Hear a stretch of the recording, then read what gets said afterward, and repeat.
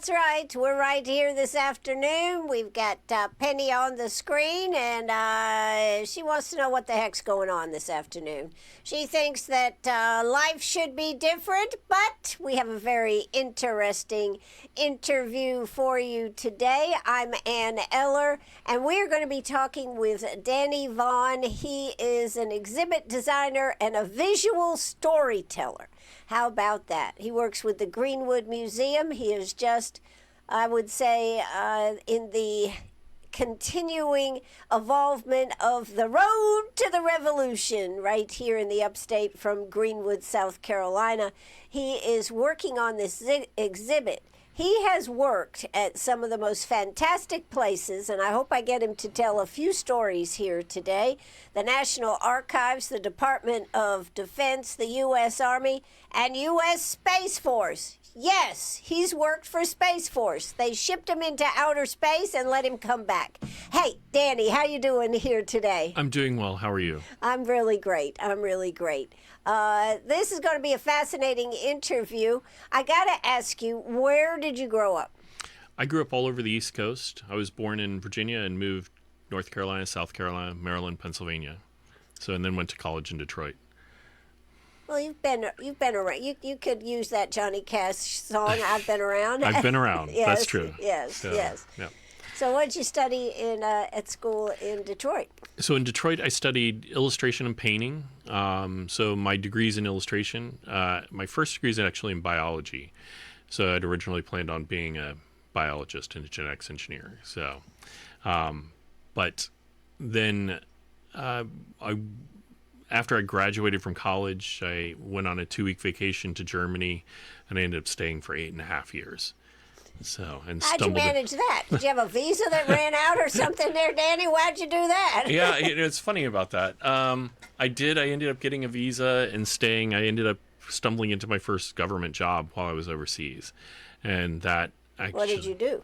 I did illustrations. So I worked for a magazine doing editorial illustrations and illustrations, which was a lot of fun. Did a lot of illustrations on bowling, which was big at the time. Yeah. So, and then after that, I ended up working for a newspaper, the Stars and Stripes newspaper, which is a big Very cool. Yeah. military newspaper. I was an editorial illustrator and graphic designer for them for 4 years. So it was a lot of fun. So you must have just been in the right place at the right time. I think so. I kind of stumbled into it. I was looking in the newspaper one day and saw an ad for an illustrator. I'm like, oh, that'll work.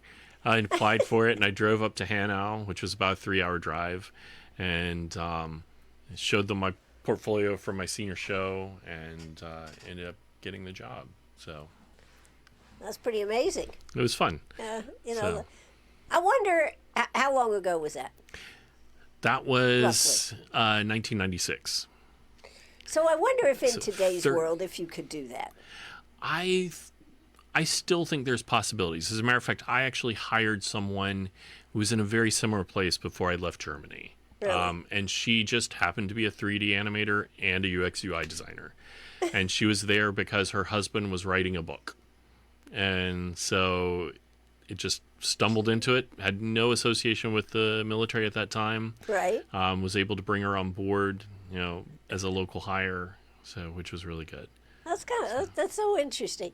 One of the things you were telling me, which I was very surprised, you lived not only in Germany, but where else did you live? I've lived in Japan. I've lived multiple places in the United States. I lived in Tokyo and then lived right outside of Tokyo in Sagamihara. But always doing work with the government, for the government? That's correct. So I did have a break while I was in Japan. I wanted to start a television production company to kind of mirror what I was doing at the time. And then after about 2.5, 3 years, I decided, okay, I'm not. Oh, whoa. Wow, sorry. I don't know where that came from. So I ended up trying to start a company, got everything taken care of, and then in Tokyo? In Japan, in yes, Japan? doing English language programming in Japan. So but ended up. How would you even be able to start something like that in Japan? So I had a lot of contacts. I Okay. had a kind of program, basically what I had created for Department of the Army, and just kind of taking that idea and expanding it and basing it off of other topics. And so it was kind of at the point where it was like, okay, I need to be able to get this started. So I started an LLC, and that's how it went. And then I wasn't able to get it, get enough funding to get it off the ground completely.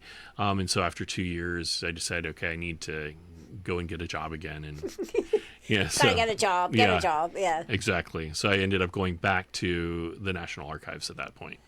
So. You know, one of the things that you were telling me when we were talking off air was that the program that you're talking about and some of your other work was to help people that are on the bases go off the bases. And I was totally amazed because I can't imagine being in an area and just staying on the base all the time. Yes.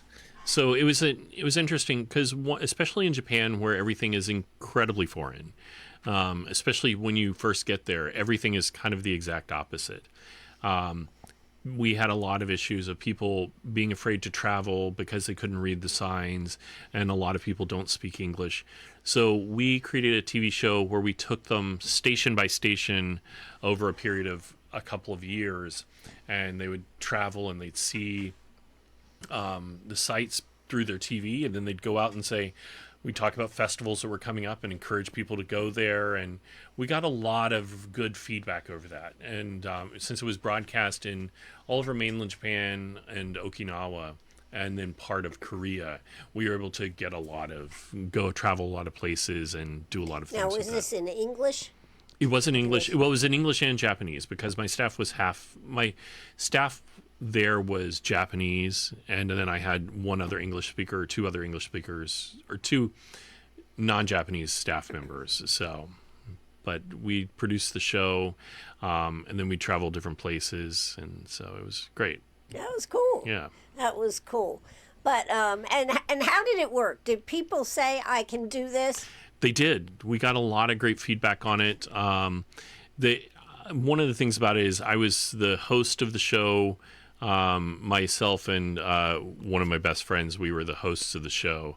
He was an airman, or not an airman. Sorry, he was a soldier, and we did the show together for several years. And that was one of the things that was great about it is we had a good rapport on camera, and we would host the segments and we'd send people out, and we'd get people who hadn't traveled before, and we'd send them out on to go and explore something, and we would pay the costs, and we would send them out, and they would come back, and they'd send a cameraman with them, and they'd film them, and they'd explore and try new foods and do different things. And a lot of times it would turn out great. One time the people that went out the wrong entrance of the train station and ended up in a place I'd never seen before, and they're like, we don't know why we're here, there's nothing here. But it was a lot of fun. So. Kind of sounds kind of Anthony Bourdain, doesn't it? It was exactly, yeah. Yeah. Just going around traveling, trying new foods, and we had chefs on our show, we had general officers, and it was a lot of fun. That's cool. Well, that's most interesting. So, what made you decide to get into doing exhibits? So I was working in Germany. When I was working in Germany, I started doing set design for a theater. I have a tendency to be a workaholic, and so I needed to give myself something to force me to leave work, especially because I was working for the newspaper at the time. And so I auditioned for a play, and I got a part in a play, and I did a play with them. And then they were like, oh, we need some help doing this. And then they found out that I was a designer, so I started helping them build sets and things like that. No wonder the displays down there look like sets. Yeah, Yes, go ahead. Go ahead. Yeah, so there's a very, very kind of similarity between a theater set and then building exhibits. And so I started doing that, and I did a couple of small like displays for offices and things like that.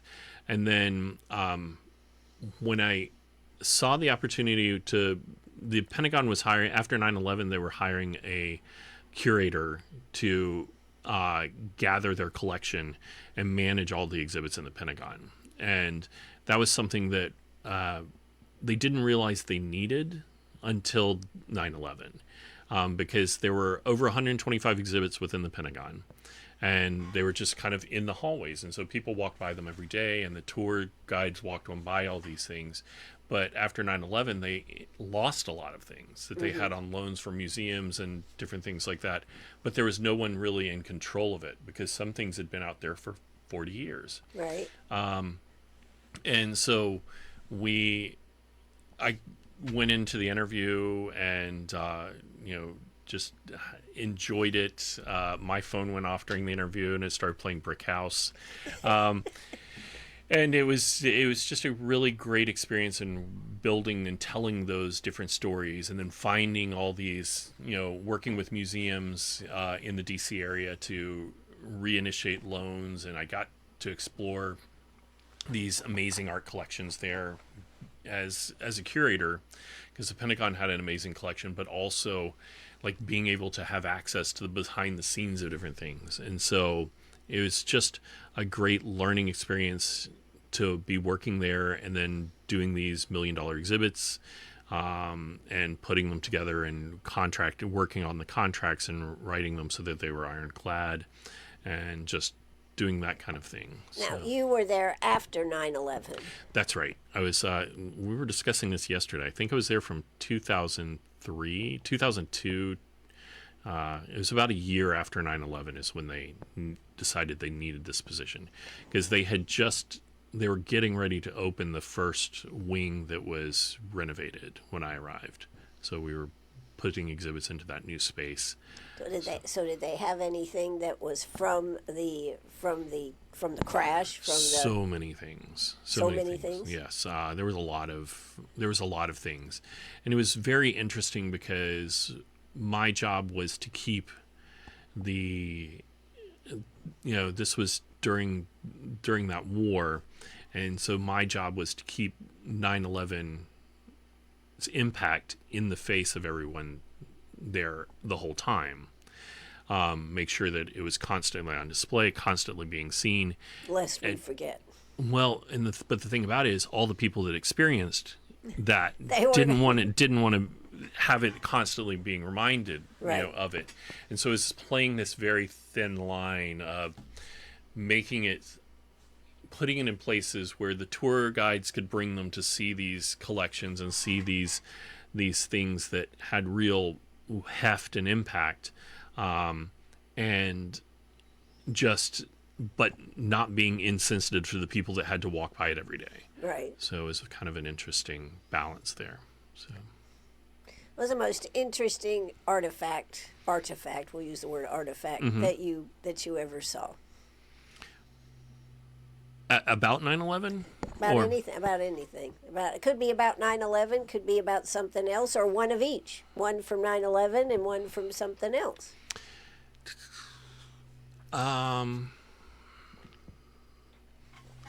Probably some of the most interesting things.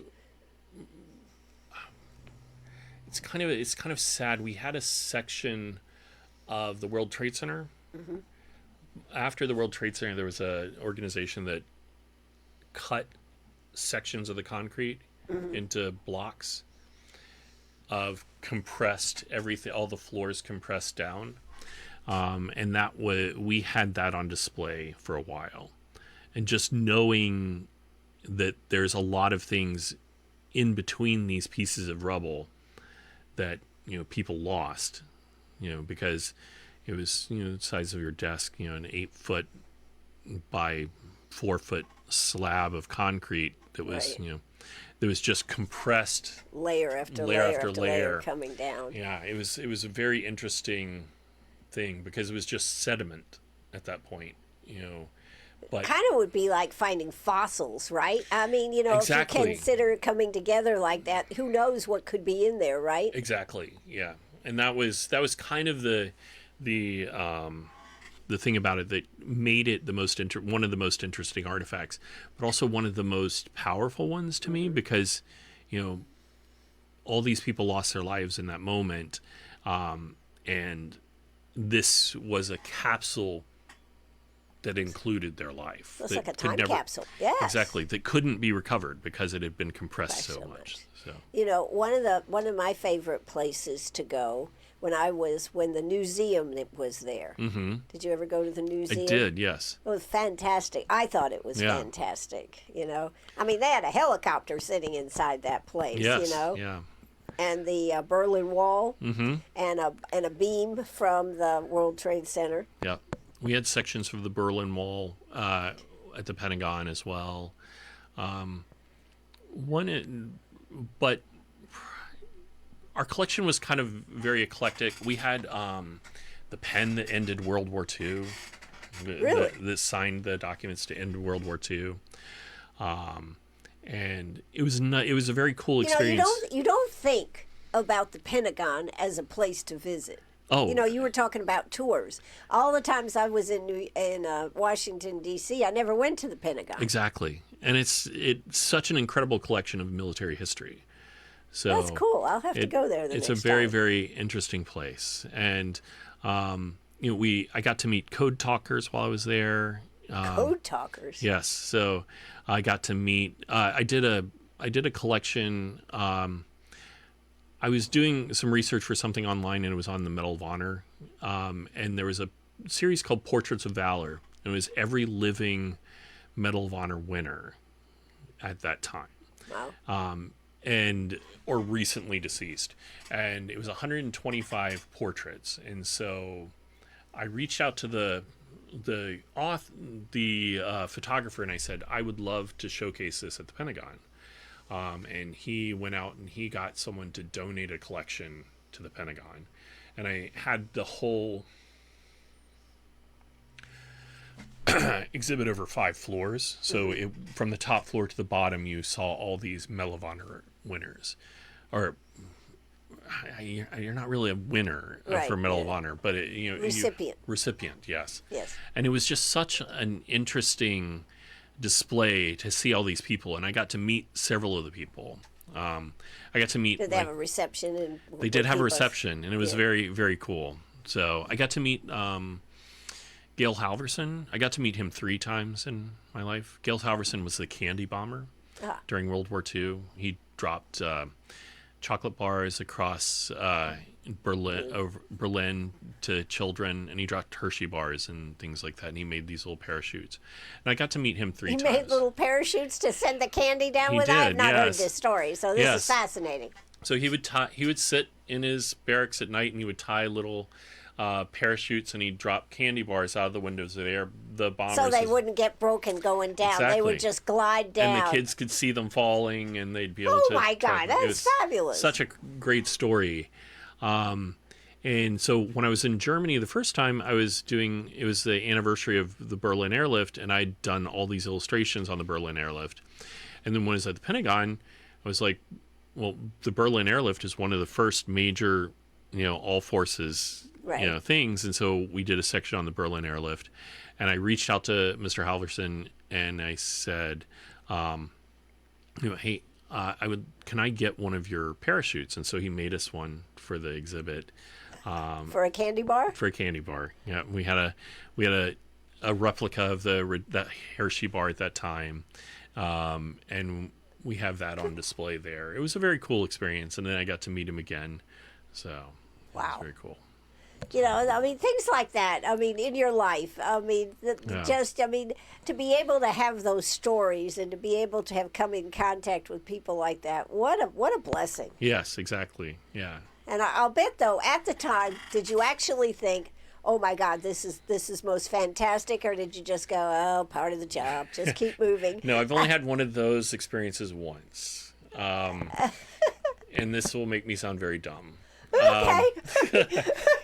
So when I was, I'm an Eagle Scout, and so for my Eagle dinner, I cooked an Italian dinner, and we invited people to come to the dinner. Right. And this is terrible. I don't remember his name. I got my phone on silent, but I lived in Hagerstown, Maryland, and one of the secretaries of defense was from Hagerstown, Maryland. And he got invited to my Eagle dinner without me knowing. Okay. So he comes to me after the dinner, and he's part of my presentation. I'm just like, oh, here's this guy. And he asked me, he's like, have you ever thought about working for the government? I'm like, no. And then years later, I was working at George C. Marshall Center, and again, working for the government. And I'm walking down the hallway, and I'm like, oh, I know that guy. And they're like, how do you know that guy? That's a Secretary of Defense from like 10 years ago or more. I'm like, he was at my Eagle banquet. My Eagle Scout banquet. And they're like, no, it can't be him. I'm like, no, I'm fairly positive it was him. And they're like, no. And then so I called my parents. I'm like, can you send me a picture from my Eagle banquet? And they did, and there he is. I showed it to them, and they're like, I'm like, look, that is him. So, but I just didn't know who it was because it wasn't what I thought about at the time. I had no interest in, working for the government, and my story on how I did just, was a crazy, just crazy happenstance is how I ended up working for the. So. Well, that is pretty cool. But I think sometimes we can be right in the middle of something and not realize what a terrific experience. So therefore, we're concentrating like on Penny over here instead of taking in the whole thing that's happening, right? And that time I was concentrating on cooking for all these people, and I was just like, that's fine. So we got the Secretary of Defense here. Okay, who cares? Yeah. And then he asked you, have you ever thought about working for the government? Nah, that's not on my radar. Yeah, exactly. So. Well, that's pretty cool. Well, we're here with Danny Vaughn Jr. He is an exhibit designer and visual storyteller with the Greenwood Museum. They are very blessed to have you working there, Danny. Thank you. Yes. So it's been an experience. Yes. Now, how did you end up in Greenwood, South Carolina, though? It's got to be the next question. So I came here because my family lives here. So my position got eliminated at the Space Force. And so I ended up moving here last October. So, yeah. So my my sister and brother-in-law live here in Greenwood. And then my parents live here as well, now as well. And so it's just a place to get my feet on the ground and try to get reestablished. Right. So, well, I don't. Now, how did you get the job at the museum? That's what I want to know. How did that come together? Because what would be the likelihood of a person who's already done all exhibit designs and everything ending up here in Greenwood to work at the museum? How'd that come together? So I was at Starbucks and I was working in there. I was, a barista? No, actually, I was just working on some design stuff, computer. Rebuilding my resume and things like that. And sitting in front of me one day was Elise, who is Karen's niece. Right. And she was doing UX design. And I'm like, what program are you using? And we started talking about design and all this other stuff. And then she's like, oh, you should meet my aunt. And so then she's like, she told Karen about me, and then Karen invited me to come and meet her. And Elise was like, she's like, oh, she thinks that this is going to be an interview, so come prepared for an interview. I'm like, and Marion had just left, which I didn't know anything that any of this had happened. Right. And so, I ended up going there for an interview, and it was great. So, and they're like, because it was the beginning of November, and they're like, we're about to start our busiest time. And I had no idea what I was in for, because it is nonstop over there. Right. We have event after event after event, and there's constantly people coming in. And just, I got there right before they started the kids things at the train, and then the train night events at the train, and then we had the Santa events at the museum. And then, of course, the gingerbread houses. That was a real success for the gingerbread new. houses. Yeah. Yep, that was great. And then it was just, it's been constantly, constantly moving since I've heard. They do, Karen and Nikki plan and do so much for the community. It's just really incredible. So It yeah. is. And, I love the theme. Let's see, I probably can't even remember exactly how to. Greenwood's the caring and sharing all the history of our community. And, did you ever think when you walked in that building on the first floor that there was so much stuff in other parts of the place? No, but I was incredibly impressed. Like when I walked in, I'm like, oh, this is a real museum. Yeah. So I was very, very impressed with it. And it was just very cool to see that and say, okay, well, they're kind of interested in doing stuff, and it was just, yeah, it's a great, we have such an incredible collection. Like I was downstairs moving stuff in our warehouse and I found these amazing paintings, and I put them up on display for several months because they're just so great.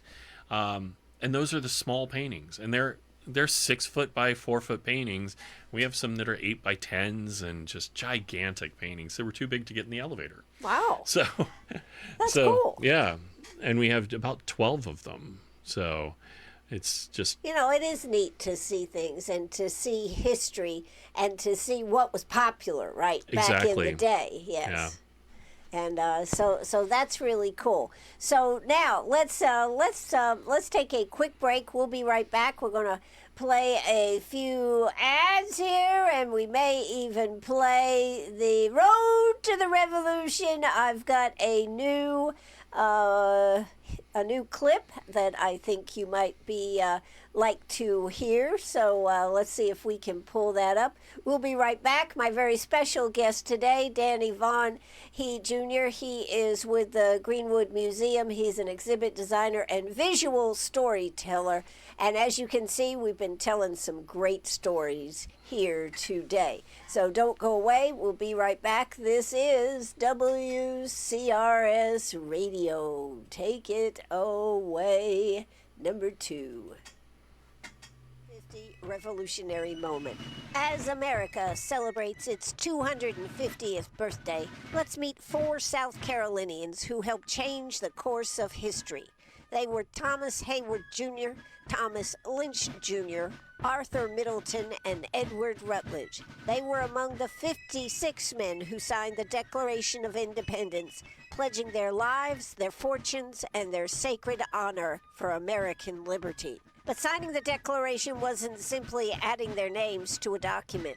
It was an act of treason against the British Crown, a decision that could cost them everything. Yet, they stood with their fellow delegates and boldly declared that the American colonies were, and of right ought to be, free and independent states. The story begins on June 7, 1776, when Virginia delegate Richard Henry Lee introduced what became known as the Lee Resolution before the Second Continental Congress. It called for the colonies to break their allegiance to Great Britain and declare themselves independent. South Carolina was well represented. Haywood, Middleton, and Rutledge were already serving in Congress. They were joined by Thomas Lynch Jr., who traveled to Philadelphia after his father, Thomas Lynch Sr., suffered a stroke. Over the next several weeks, Thomas Jefferson drafted what would become the Declaration of Independence. Congress debated every word before approving the final text on July 4, 1776. Nearly a month later, on August 2nd, the delegates gathered in Philadelphia to sign the historic document. The sacrifices of South Carolina signers did not end there. Thomas Lynch Jr. and his wife were lost at sea.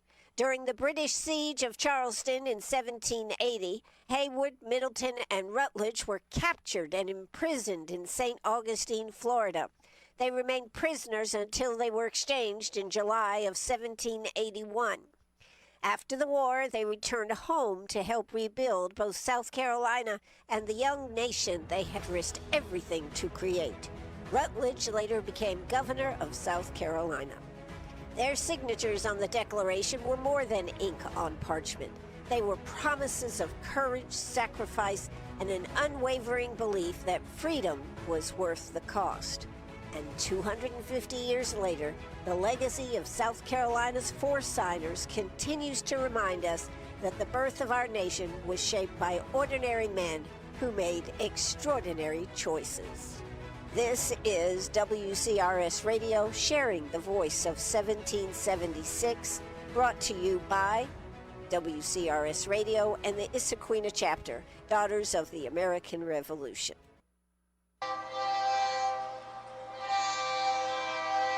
Oh, boy!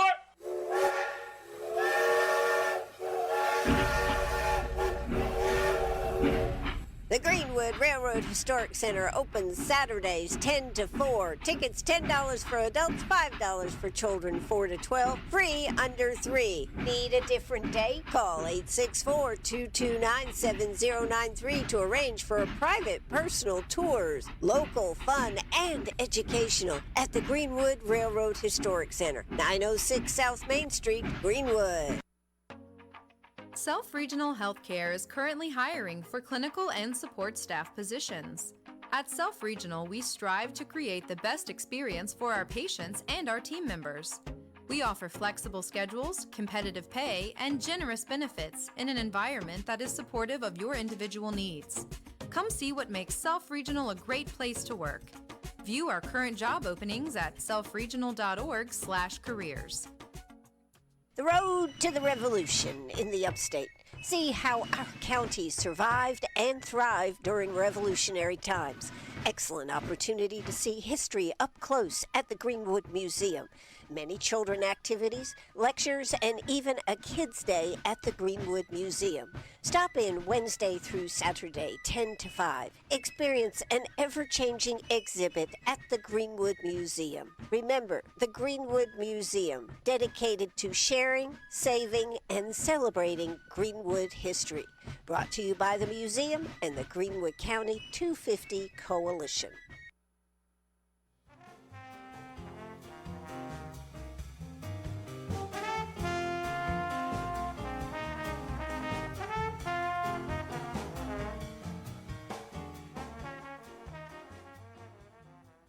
Oh, that's right. We are right back here at WCRS Radio. I am Ann Eller, and we have Penny in the building here. Yes, Penny's reaching out to say hello. If you got a question or a comment for Danny, would love to hear from you. 864-332-9355, 864-332-9355. You can call or text, or just say hello on Facebook. We are live on Facebook right now at WCRS Radio.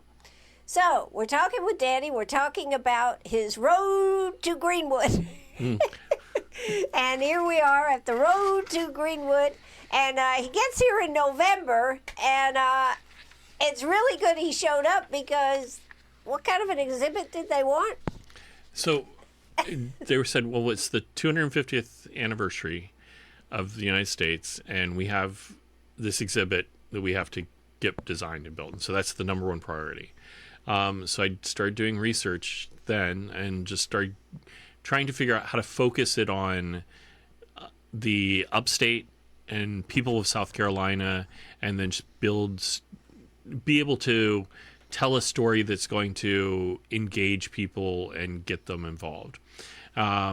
And that's kind of where the starting point was. And so I went through and I created a timeline of parallel events as to what was happening in South Carolina versus what was happening across the country. What did you find out? What did you find out about South Carolina's place in this whole revolution? There were a lot of different things.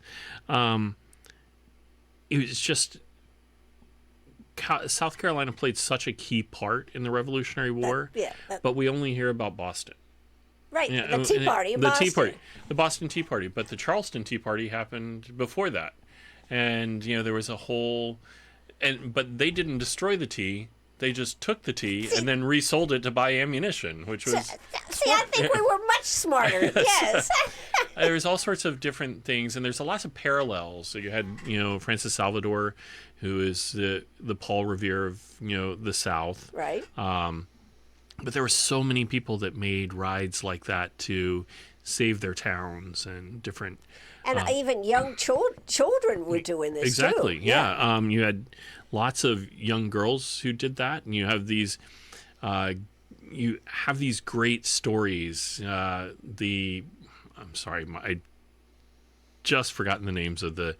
There's a family where they heard about the revolutionary the loyalist soldiers coming to deliver some papers, and so the daughters dressed up as men, and then went and stole the papers, and then they beat them up, and then they went back to their house, and then a few hours later the soldiers that had been beaten up come knocking on the door for help. And then they no longer dressed as men, but dressed in their normal clothes, gave them all the help they need and comforted them and sent them on their way. And it's just such an interesting story. And it's coming across those different things, and how all these people were just holding their lives together. And just like one of the first things I came across was a letter to a young patriot from his father saying, you need to get your act together and come back home. You don't need to be out there fighting the war. Is that what he was saying? He was saying you need to be under King Charles. You need to be a loyalist. A loyalist. You're a loyalist. And he was writing this letter, and it's these stories about neighbor and neighbor, and these people that had built these towns together now had a reason to distrust and split these things. And in the display you have the Thomas Paine's book, his letters, talking about why you should be a patriot. And then you have the rebuttal to it on the other side of the case, which is a plain truth, telling why you should be a loyalist. I think it's interesting the way you did the display, giving people two paths. Yes. One to take, if you go to the right, I believe it's to be a patriot, right? That's correct. Yeah. And to go to the left is to be a loyalist. That's correct. Yeah. And just what came up with that? Why did you use that as an idea? It came from the letters. So because I wanted to show the people that they're kind of the same on both sides, and they just had different. There were different influences, and they were different stories. One's thought, well, these are the people that helped us get here and helped us start our lives, and these are the other people. Like, yes, but now they're saying that we have to give them all this extra money and we have to do all these things, and so it created this rift. And then when there started to be force applied, that caused the split. And I think it was a really, really interesting to be able to show the people that fought on both sides, the people who changed sides.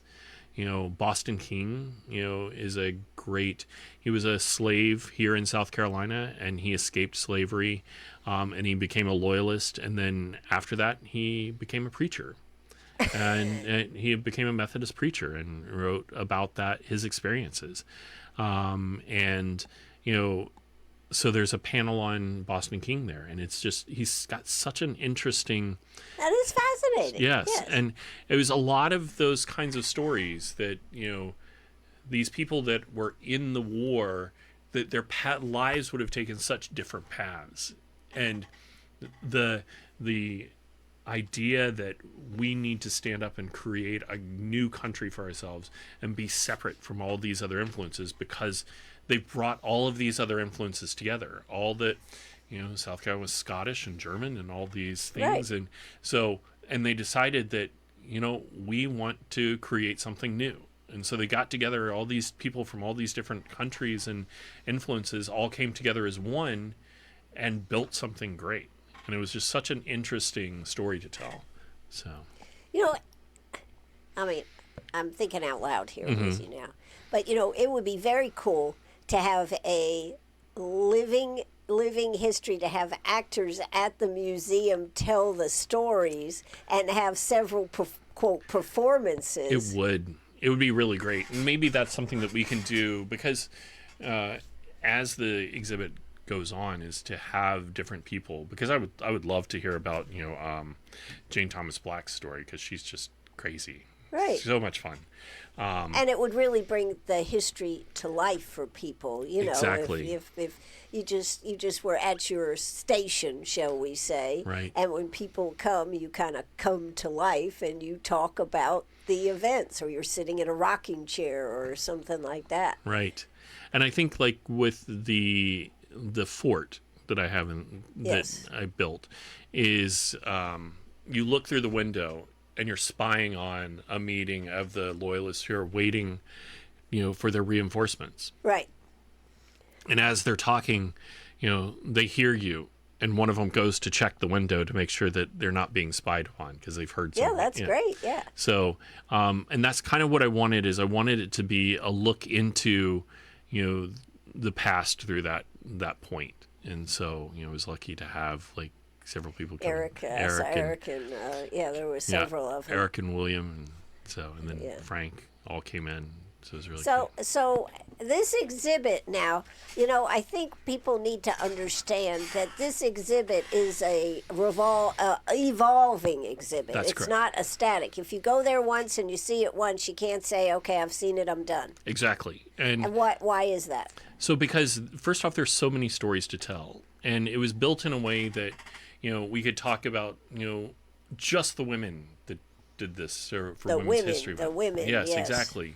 And it's just, all the freedmen and all their stories, and it's just these great pockets of history, and it can be told in both aspects as well. The loyalists versus the patriots, and it just how their stories cross paths and what made them think different things, and just there's so many different stories that I've been able to find here, in this upstate and then across South Carolina, if you go there, you're not going to see stories about George Washington or, Benjamin Franklin. You're going to see the people that actually were here. Exactly. Yeah.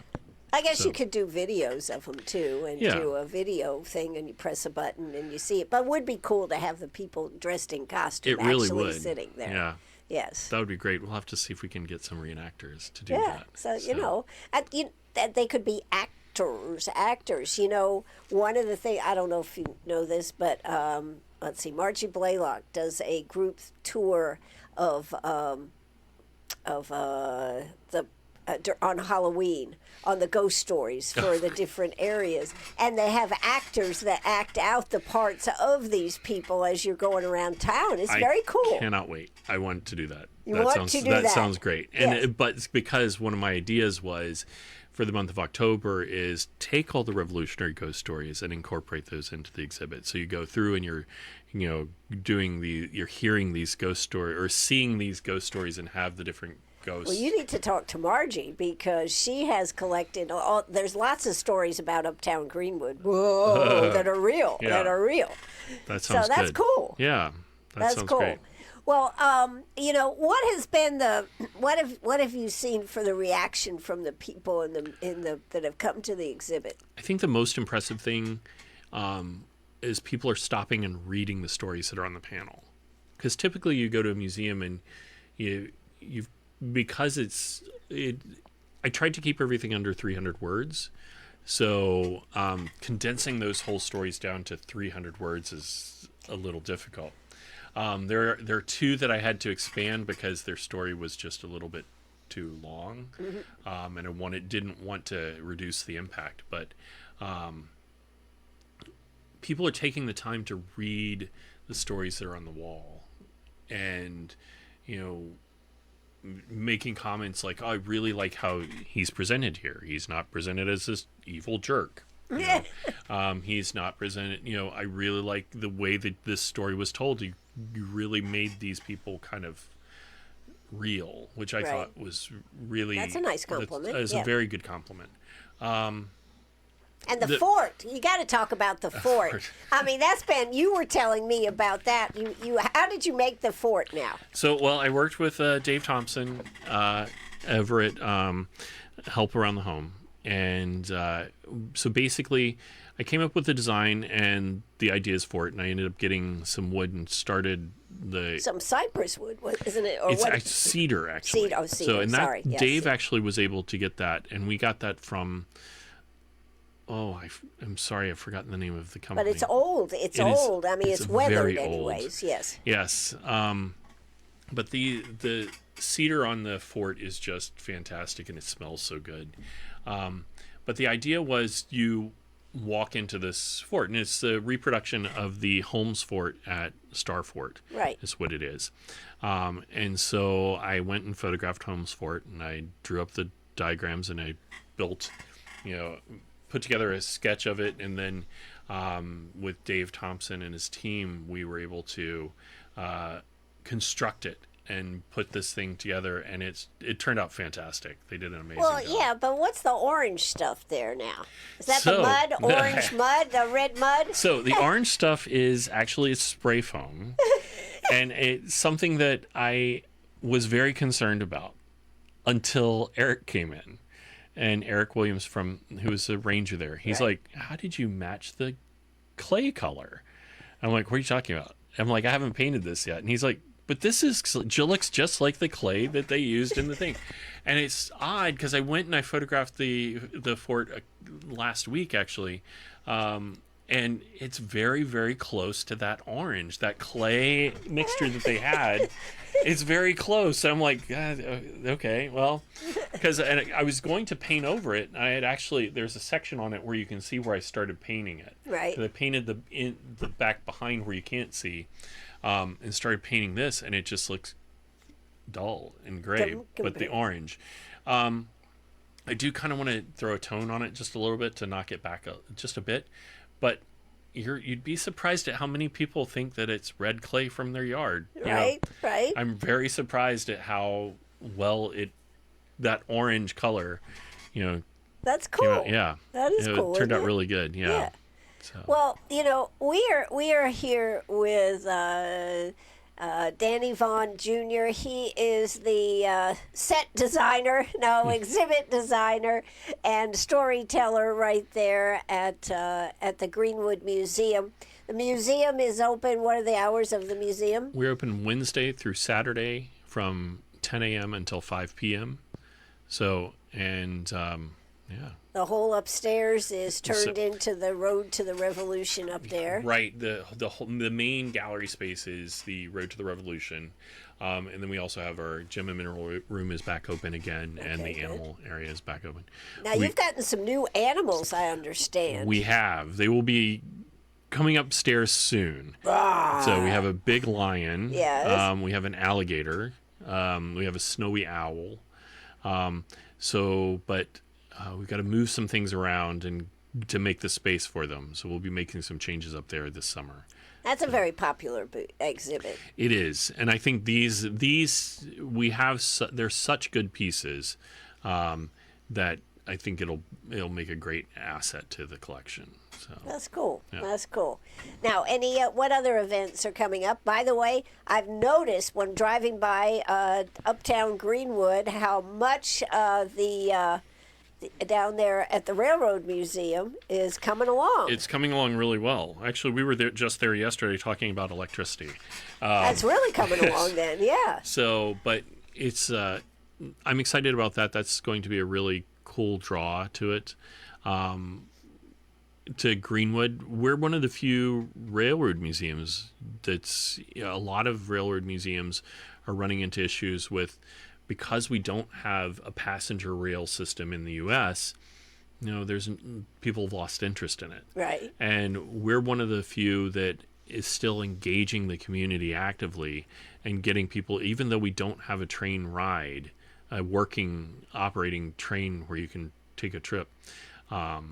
but I it's- think we need to have the noise and the movement on it, like when you're sitting in it, so you can assimilate the idea of being on a train. Now, Yeah. wouldn't that be cool? that would be cool. Yeah, I've told Karen that one. It could be probably done inside with sound. Yeah.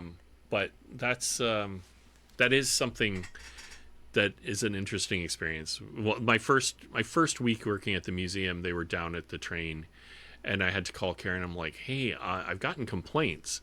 Someone had just moved in across the street, and it was in the morning, and the kids were there, and they were blowing the train whistle. And he's like, I work nights. What's happening? Why is the train whistle blowing up? Why is it going off? I'm like, I'm really sorry. We have children's thing, but the kids were pulling the whistle. All the kids got to pull the whistle. So It's nonstop. Yeah. Well, I mean, but that's one day, right? Exactly, One day. yeah. One day. So, but the depot down there is going to be a very cool addition. It'll be available for rentals. It'll be a space to have events for them too. and it also have some really great exhibits inside of it as well. We just had someone donate a complete collection of the uniforms from that train.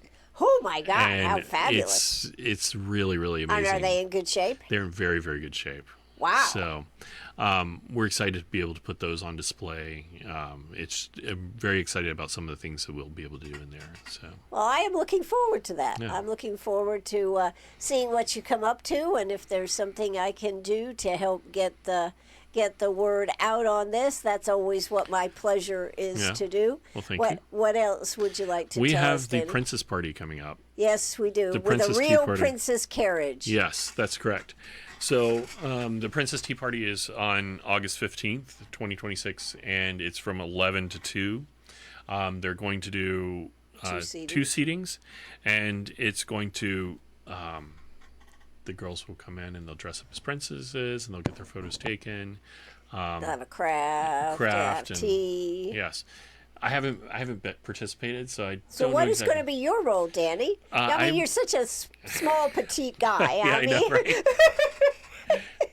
I'm going to be the ogre that's hiding The in the ogre? basement. So but the big hit is the real princess carriage that they that's have. correct. Yeah. So that was built for I don't know Abney. the Abney. So Miss Abney. but it was built was it built for the Festival of Flowers or was it built for just a separate event? I don't know about that, but I know it was built for her. Something special she had it built for. Yeah. And so it's really cool.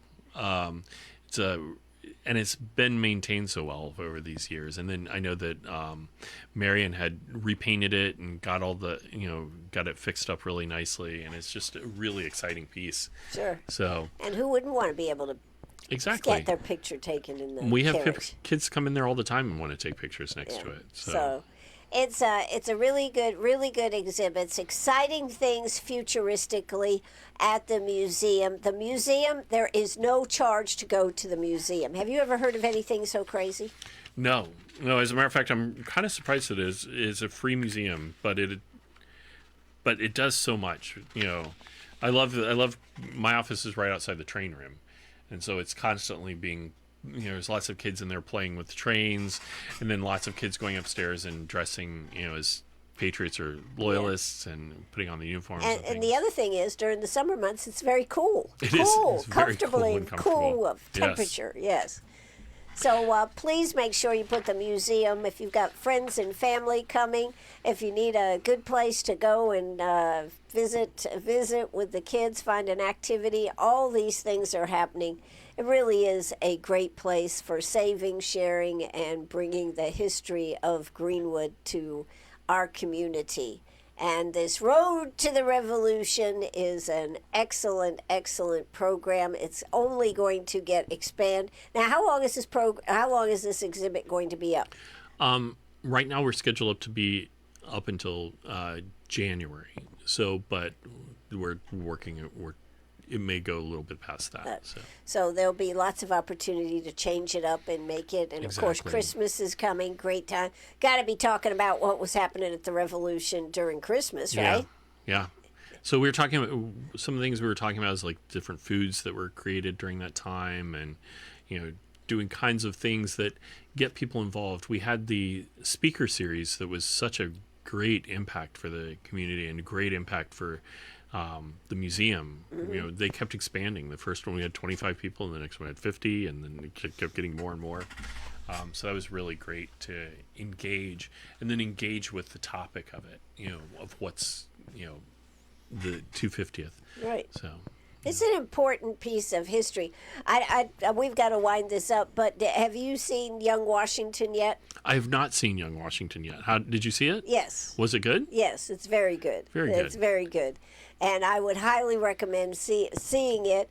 But I mean, again, that resiliency to go forth in a case where you should have died and everything else, right? But to go forth and see the importance of our country, it's refreshing to see. That is true. Yeah. Yeah. So go to the museum, check it out, go back every 3 weeks and see how it's changed. Danny Vaughn is the exhibit director and master storyteller, and he loves telling stories. Danny, it's been a great pleasure to have you on the show this afternoon, learn about your past, and to see what you're doing now right here in Greenwood. Well, thank you very much for the time, Ann. Absolutely. I really appreciate it. This is WCRS Radio. I'll be back in the morning. That's right. Tomorrow morning, I will be back right here on WCRS. So we're going to say adieu. I do want to remind you what? Oh, yes, I'm going to see Mamma Mia tonight. That was one of the throwback movies there at the Premier Theater. So if you want to catch a good movie, I think the next show is at 6:30. So I got to be moving out of here. Danny, thank you again for coming. And that's going to do it for us. This is WCRS Radio. From WCRS Studios in Greenwood, South Carolina, this is Meet Me at the Diner with your host,